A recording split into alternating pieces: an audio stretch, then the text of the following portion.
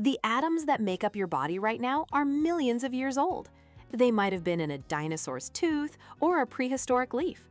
Unlike energy, which flows one way, matter is never lost. It's part of a global recycling system.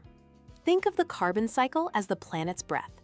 Plants inhale carbon dioxide through photosynthesis, turning it into the sugars that fuel the entire food chain. Animals and plants then exhale it back out through respiration.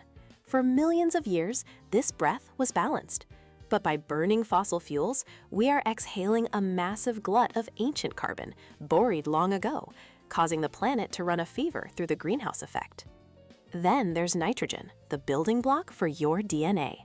The air is 78% nitrogen gas, but it's locked in a form life can't use. The key is held by tiny bacteria in the soil. They perform nitrogen fixation, unlocking it into nitrates that plants can absorb. Animals get it by eating plants.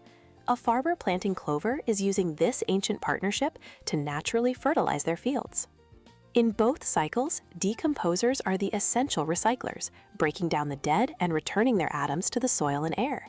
If they vanished, the cycles would stop, and dead matter would just pile up. But human industry has thrown these ancient systems out of balance. We've overloaded the air with carbon, and our artificial fertilizers have overloaded the water with nitrogen, causing massive algal blooms that choke out aquatic life.